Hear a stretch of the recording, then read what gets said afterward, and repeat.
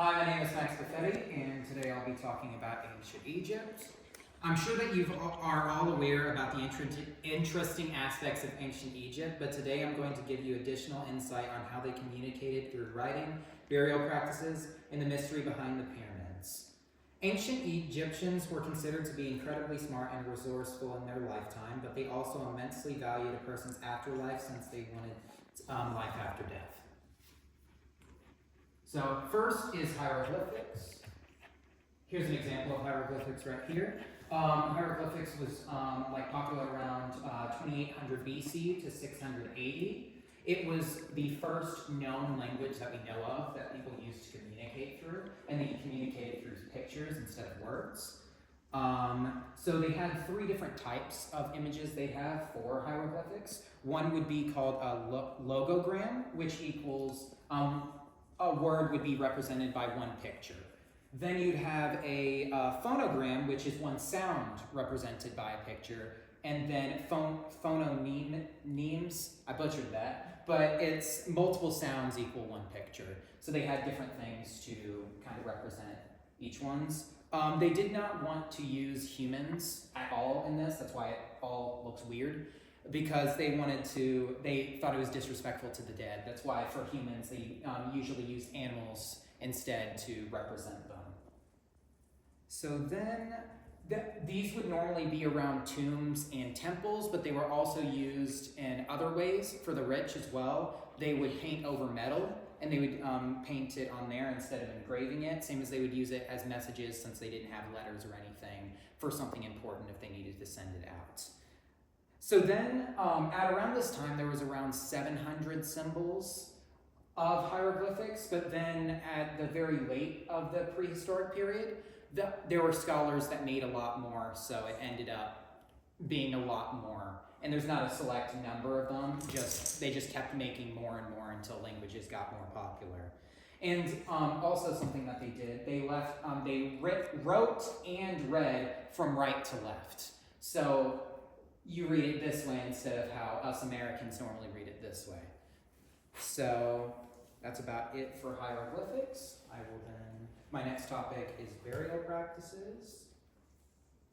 So they highly regarded life after death. That was their big thing. They had a very big emphasis on the afterlife. It was very important to them. So one of their biggest things they wanted to do was mummification of pharaohs and important people. That's why they had pyramids as the big tombs that they had. So they did so well with making their mummies that we can even see how people used to look today, 3,000 years later, because they did such a good job of preserving the organs. So first, whenever they were preserving, they would first take out the brain, and then they would take out the organs around the chest and stomach and place them into jars. And then they would keep the heart because they thought that the heart was the center of a person's being, so that's where their soul would be. So they kept that there and got rid of everything else. And then the organs were removed, put into jars, and then they got rid of all the moisture in the body with salt. And so after that, they would wrap it in linen and resin around it to keep it more preserved. And they'd normally put fake eyeballs in the face so that it would look like they were alive even though they were dead.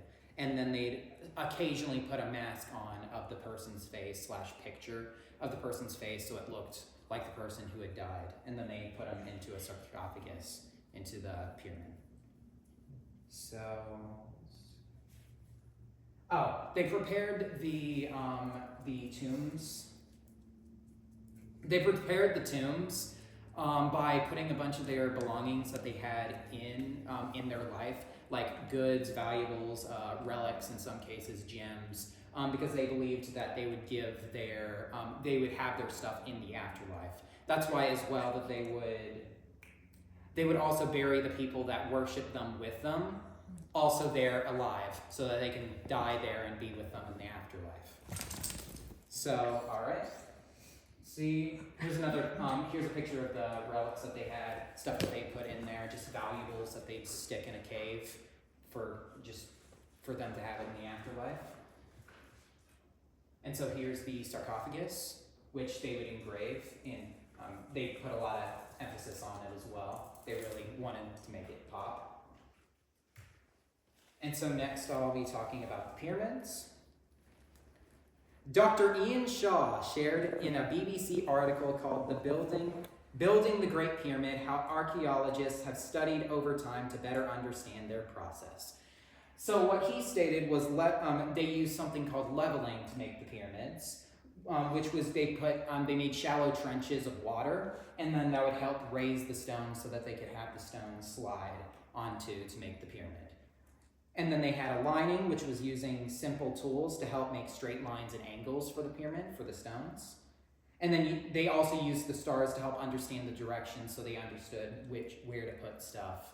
They were also the first ones to make a sundial as well, to try and check the time. Not like we did today, since we use the Mayan calendar, but they had their own way of telling time of how, when the sun went up and the sun went down. So another way, which I found out by watching documentaries with my father, is they could have used a pulley system, which is using a bunch of contraptions of ropes and a bunch of people, normally like 50 to 100 people, pushing the stone at once, which would then take over 10 to 20 years to make, which is what I believe they did. But we don't know really the way that they did it. It's kind of a marvel how they even were able to do it with how little technology they had. So it's a mystery that nobody can really solve. It's all a bunch of theories. So in conclusion, ancient Egyptians were considered to be incredibly smart for their lifetime, but immensely valued a person's afterlife, as they wanted life to continue after death. So hieroglyphics they used to communicate with each other, and also to put prayers and rituals onto the temples and tombs. For burial practices, they wanted to have their people be preserved, because they believed that that helped them to live in the afterlife with all their subjects that they throw in there. And then for the pyramids, they wanted to make something grand that looked beautiful for their pharaohs in the afterlife. So they made pyramids which nobody can really understand how they were built. And so that is the end of my speech. Thank you for listening.